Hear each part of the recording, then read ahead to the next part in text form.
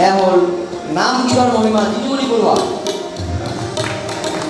এৰিজনাৰ বৰফ, বিস্ময়কৰ grand canyon, Majuli Madhupur ইত্যাদি। আকৌ দেখিছোঁ এৰিজনাৰ বৰফ, বিস্ময়কৰ গ্ৰেণ্ড কেনিয়ন, মাজুলী মধুপুৰ ইত্যাদি। সুন্দৰ। নাম গীতৰ মহিমা, আকৌ নাম গীতৰ মহিমা লৈ আহিছে বাইদেউ জিনুমণি বৰুৱাৰ অন্যতম এখন গ্ৰন্থ। পুনৰ নাম গীতৰ মহিমা লৈ আগবাঢ়ি আহিছে ভৰিতা দেৱী।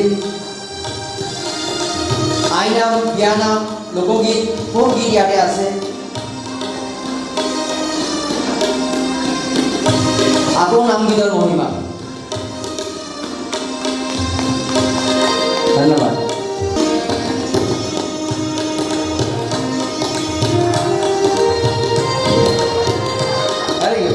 এক্সেলেণ্ট।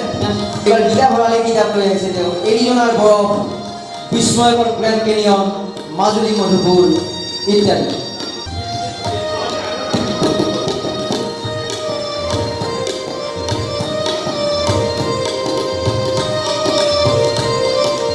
চাৰিখনকৈ গ্ৰন্থ, 17 নম্বৰ গ্ৰন্থ মৰমলেন্দে প্ৰকাশ কৰি ওলোৱা 17 নম্বৰ গ্ৰন্থ আজি উন্মোচন হ'ব।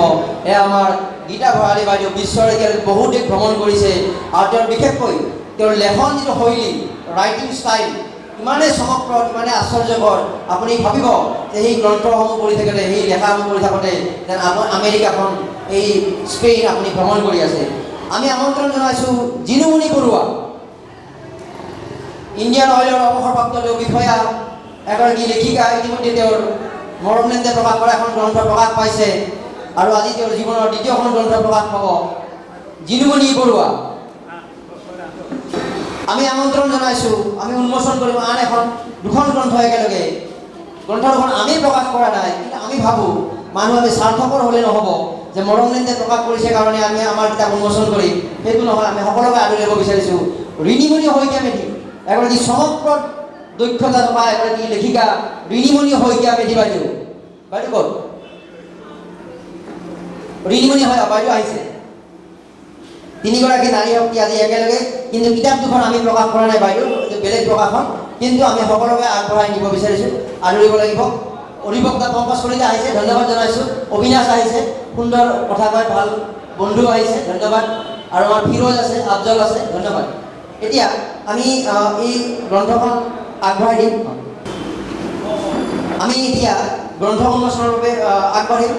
আমি এইবাৰ মঞ্চলৈকে আদৰিব বিচাৰিছোঁ দীপক কুমাৰ দত্ত ডাঙৰীয়া, বিশিষ্ট গণসংগীত শিল্পী, আৰু হেমন্ত বিশ্বাসৰ সেই গীতবোৰ আগবঢ়াই নিয়াৰ ক্ষেত্ৰত বিশেষ ভূমিকা পালন কৰা। আৰু মৰমলেন্দৰ জৰিয়তে আমি বিশেষ অনুষ্ঠানৰ পৰিকল্পনা কৰিছোঁ হেমন্ত বিশ্বাসৰ এই গীতবোৰ। আৰু ভূপেন হাজৰিকা নহ'লেহেঁতেন, যদি হেমন্ত বিশ্বাস নাথাকিলেহেঁতেন, কথাবোৰ ময়ো ইমান জনা নাছিলোঁ। দাদাখিনি আমাৰ অফিচত গৈ বুজাই দিলে। 1952 যেতিয়া তেওঁ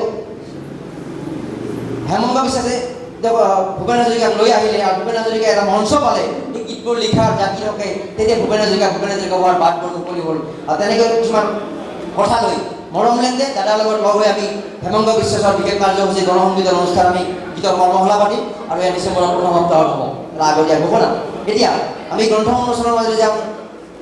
পুনৰবাৰ আহিব লাগে আমাৰ এগৰাকী প্ৰিয় লেখক, মানুহ হিচাপে অতি ভাল মানুহ, সহজভাৱে কৈছোঁ বাক্যটো, আমাৰ অসম কাকতৰ সহকাৰী সম্পাদক আৰু শেহতীয়াকৈ অসমৰ অন্যতম শক্তিশালী প্ৰকাশন গোষ্ঠী, শ্ৰেষ্ঠ প্ৰকাশন গোষ্ঠী চন্দ্ৰ প্ৰকাশে প্ৰকাশ কৰা এখন বিহু বিশাল গ্ৰন্থ নহয়, বিশাল গ্ৰন্থ, যিখন আপোনালোকে কিনাও নহয়, সংৰক্ষণ কৰিব লাগে আপোনালোকৰ ঘৰত।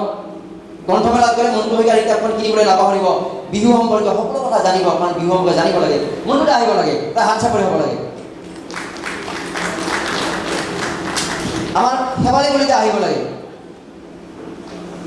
আমি কলকাতাৰ পৰা আমন্ত্ৰণ কৰি আহিছোঁ সুজিত চক্ৰৱৰ্তী ডাঙৰীয়া, সুজিত দা আহিব লাগে। আমি তৰুণ চন্দ্ৰ বৰুৱাক বিচাৰিছোঁ এইবাৰ। আৰু এতিয়া আমি ক্ৰমান্বয়ে কাৰ্যসূচীৰ মাজলৈ যাম। প্ৰথমতে আমি তৰুণ চন্দ্ৰ বৰুৱা, দীপক কুমাৰ দত্ত, সুজিত চক্ৰৱৰ্তী, বিশিষ্ট লেখক মন্টু শইকীয়া, শেৱালী কলিতা, আৰু আজি যাৰ গ্ৰন্থ উন্মোচন হৈছে এয়া হ'ল গীতা ভৰালী, জিনুমণি বৰুৱা, ঋণিমণি শইকীয়া, অলকানন্দ দত্ত। কিতাপৰ নাম কোৱাই নাই। কিতাপৰ নাম মই ক'লে বেয়া হ'ব। সুন্দৰ কথা কোৱা এজন মানুহ আছে, তেওঁ হ'ল মণ্টু শইকীয়া।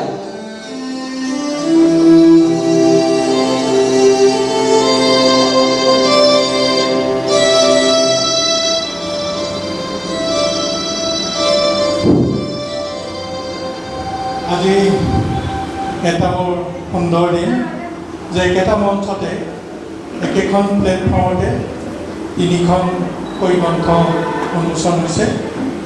আজি এই অনুষ্ঠানৰ মধ্যমণি সমানেত্ৰী ডাঙৰীয়া তথা আজি গ্ৰন্থ প্ৰণেতা 3গৰাকী লেখিকাক মই মোৰ ফালৰ পৰা অভিনন্দন জ্ঞাপন কৰিছোঁ।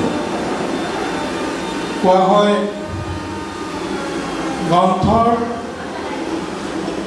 নতুন গ্ৰন্থবিলাকৰ এটা গন্ধ থাকে। নতুন গ্ৰন্থবিলাকৰ এটা খুব সুন্দৰ গন্ধ থাকে। এই গন্ধটো কোৱা হয় কামনা কাতৰ নাৰীৰ দৰে। গ্ৰন্থৰ নিচা, গ্ৰন্থৰ আমেজ বৃদ্ধৰ পুৰা ধপাতৰ দৰে, যিটো এৰিব নোৱাৰে। আমাৰ এই আধুনিক পৃথিৱীখন শাসন কৰি আছে কেৱল কিতাপে বুলি ক'লে সহায় কৰা নহয়। আমি যিমানেই যান্ত্ৰিক যুগত প্ৰৱেশ নকৰোঁ, যিমানেই আমি ছ'চিয়েল মিডিয়াৰ যুগত আমি প্ৰৱেশ নকৰোঁ, আমি গ্ৰন্থ নহ'লে নহয়। গ্ৰন্থ অবিহনে আমি এখোজো আগবাঢ়িব নোৱাৰোঁ। প্ৰকৃততে আমাৰ যিটো আমাৰ বাস্তৱবাদী শিক্ষা, আমাৰ যিটো বাস্তৱত জীৱনত আগুৱাবৰ কাৰণে যি শিক্ষা লাগে, সেই শিক্ষা আমাক গ্ৰন্থইহে দিয়ে। সেয়ে কোৱা হয় চিয়াহী মহাসাগৰখন পৃথিৱীৰ আটাইতকৈ ডাঙৰ মহাসাগৰ, যিখন মহাসাগৰ কেতিয়াও শুকাই নাযায়। পৃথিৱীৰ 7খন মহাসাগৰ শুকাই গ'লেও এই চিয়াহী মহাসাগৰখন কেতিয়াও শুকাই নাযায়। গতিকে গ্ৰন্থ আমাৰ সকলোৱে প্ৰিয় হওক। আমি ক খ গ ঘৰ পৰা ABCD লৈকে আমি যিখিনি শিক্ষা গ্ৰহণ কৰিলোঁ, সেইখিনি আমাক সদায় লাগিব। আমি পৃথিৱীৰ যি মূলকলৈকে নাযাওঁ, আমাক গ্ৰন্থই লাগিব। গ্ৰন্থই আমাক বাস্তৱবাদী শিক্ষা দিব। আজি মৰমলেন্দে যিটো এই কাৰ্য উদ্যোগ লৈছে, সেইটো এটা বৰ সুন্দৰ কথা। আমিতো আজি মৰম কোমাৰে বন্ধুক লোৱা নাই, বন্ধুক লৈ তেওঁ কাকো হত্যা কৰা নাই, কিন্তু হত্যা কৰিছে কলমৰ মাধ্যমেৰে। নেপোলিয়নে এটা সময়ত তৰোৱাল লৈ পেলাই গোটেই পৃথিৱীখনৰ আধা অংশ জয় কৰিছিলে। তেওঁ হাজাৰ হাজাৰ লোকক হত্যা কৰিছিলে, হত্যা কৰি পৃথিৱীখন নিজৰ কৰিছিলে। কিন্তু বালজাকে, শ্বেক্সপিয়েৰে, টলষ্টয়ে তেওঁলোকে কলমেৰে পৃথিৱী জয় কৰিছিলে। তেওঁলোকৰ কলমেৰে ৰক্তক্ষয় নোহোৱাকৈ গোটেই পৃথিৱীখন নিজৰ কৰি লৈছিলে। আজি মই ভাবিছোঁ মৰমেও সেইদৰে তেওঁ 3খন গ্ৰন্থৰ মাজেৰে তেওঁ আজি 3খন গ্ৰন্থ উন্মোচন কৰি যি ৰাইজৰ অন্তৰ মৰম জয় কৰিব পাৰিছে, মই ভাবিছোঁ এইটো এটা পৃথিৱী জয় কৰা নিচিনাই এটা আমেজ। গতিকে মই বেছি নকওঁ। মই উদ্যোক্তাসকলক, বিশেষকৈ মৰমৰ লগত জড়িত যিখিনি তেওঁ উদ্যোক্তা হিচাপে আছে, মই সকলোকে ধন্যবাদ জ্ঞাপন কৰিছোঁ। আৰু মই ইয়াত বেছি দেৰি নৰম, কাৰণ মোৰ প্ৰেছ ক্লাবত আৰু এটা অনুষ্ঠান আছে, আৰু গ্ৰন্থ উন্মোচন আছে। মই তালৈ এতিয়া ঢাকনি মাৰিব লাগিব। গতিকে মই আকৌ পুনৰবাৰ আমাৰ 3গৰাকী লেখিকাক মই তেওঁলোকক কলম নেৰিবলৈ, কলমটো যাতে তেওঁলোকৰ চিনাকি হয়, মই তাৰ কাৰণে আহ্বান জনাইছোঁ আৰু মোৰ চমুকৈ সামৰণি মাৰিছোঁ। 3 মিনিট সময় থকাটো বিচাৰিছোঁ। আমি আচলতে কিতাপবিলাকৰ নাম কৈয়ে দিয়া নাই। ৰিণিমণি শইকীয়াই ক'ব তেওঁ কোনখন কিতাপৰ যিটো পোষ্টাৰ লৈ আছে সেই কিতাপখনৰ নাম কৈ দিম।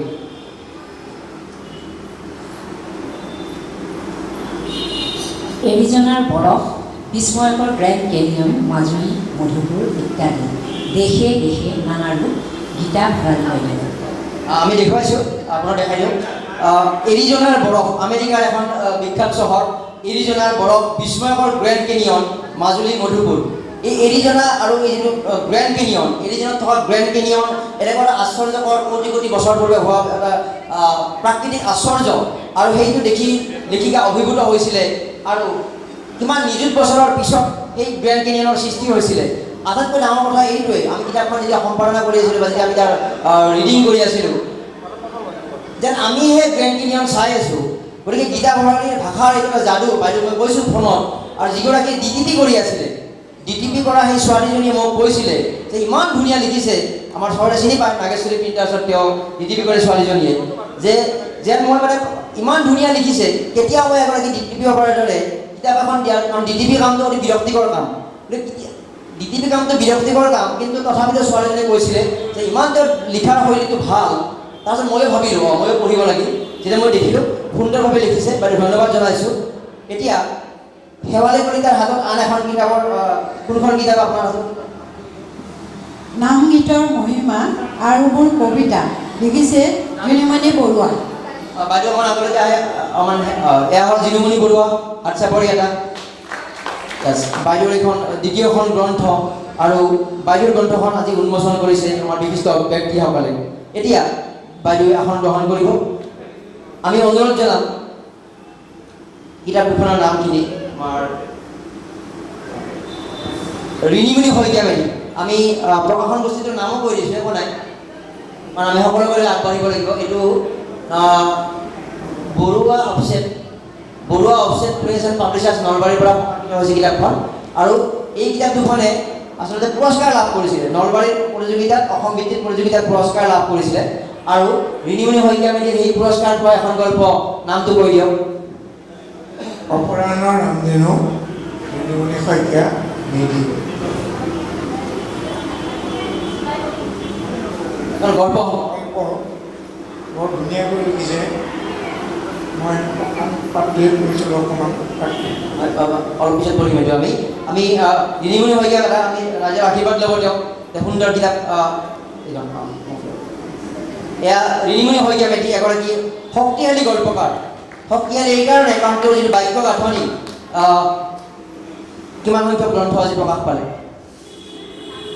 ইতিমধ্যে এই দুখনৰ সৈতে 4খন গ্ৰন্থ ইতিমধ্যে প্ৰকাশ পাইছে 2খন গল্প সংকলন 1খন উপন্যাস আৰু 1খন কবিতা সংকলন ধন্যবাদ ধন্যবাদ জ্ঞাপন কৰিছোঁ আৰু আজি এই শব্দৰ কাচিয়লি এখন গ্ৰন্থ তেওঁৰ আছে আজি শব্দৰ কাচিয়লি কবিতাৰ কিতাপ আমি কবিতাও শুনিম মানৱিকা কটকী দাস এয়া নামগীতৰ মহিমা তেওঁ লৈ আহিছে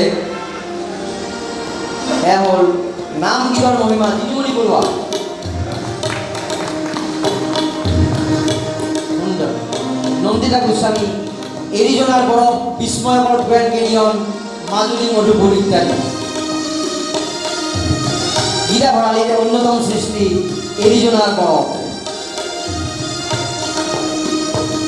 আকৌ দেখিছোঁ এৰিজনাৰ বৰফ বিস্ময়কৰ গ্ৰেণ্ড কেনিয়ন মাজুলী মধুপুৰ ইত্যাদি সুন্দৰ নামগীতৰ মহিমা আকৌ নামগীতৰ মহিমা লৈ আহিছে বাইদেউ জিনুমণি বৰুৱাৰ অন্যতম এখন গ্ৰন্থ বহু নাম বিয়া নামৰ উল্লেখ আছে পুনৰ নামগীতৰ মহিমা লৈ আগবাঢ়ি আহিছে ভৰিকা দেৱী আইনাম বিয়া নাম লোকগীত বহু গীত ইয়াতে আছে আকৌ নামগীতৰ মহিমা ধন্যবাদ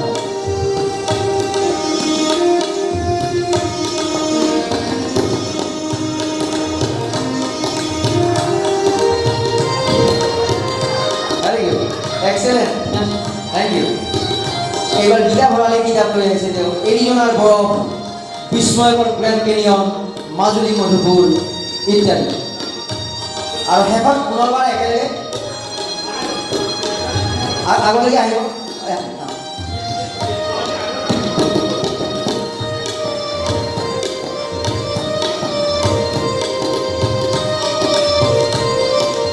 চাৰিখনকৈ গ্ৰন্থ দুখন গ্ৰন্থ ৰিণিমণি শইকীয়া মেধি শব্দৰ কাচিয়লি আৰু অপৰাহ্ন গীতা ভঁৰালীৰ গ্ৰন্থ এৰিজনাৰ বৰফ আৰু নামগীতৰ মহিমা আৰু দুগৰাকী লেখিকা গীতা ভঁৰালী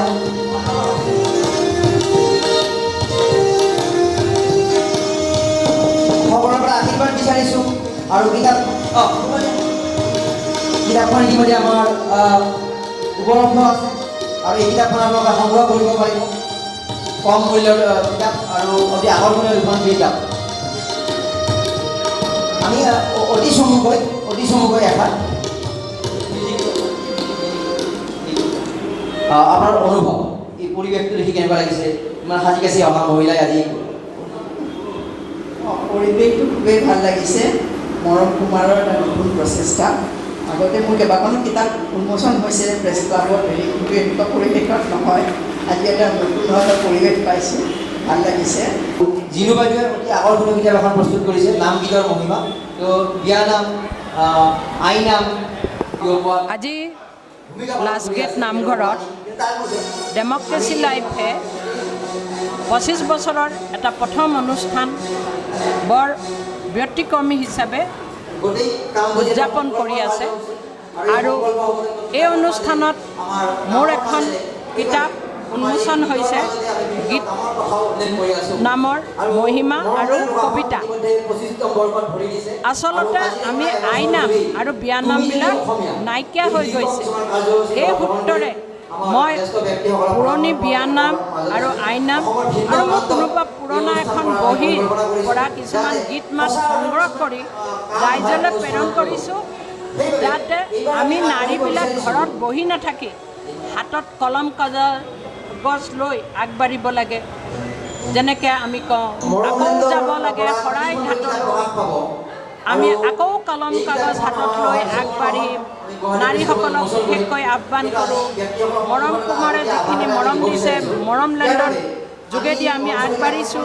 সকলো মহিলাক আহ্বান জনাইছোঁ আৰু আমি সদায় এনেকৈ থাকিবলৈ আজি এই নামঘৰত আমি আশীৰ্বাদ বিচাৰিছোঁ। তোমালোকেও বহু সময় খৰচ কৰি আমাক এই উৎসাহ দিছা দুষাৰ ক'বৰ কাৰণে। মই জিনুমণি বৰুৱা সদায় তোমালোকৰ লগত আছোঁ আৰু সকলোলৈ অন্তৰৰ শুভেচ্ছা জনাইছোঁ। আমি আগবাঢ়িম, পুনৰ এখন গঢ়িম, ভাষাৰে জিলিকি তুলিম, লুইতৰে পাই জিলিকাব। সকলোলৈ ধন্যবাদেৰে সামৰণি মাৰিছোঁ।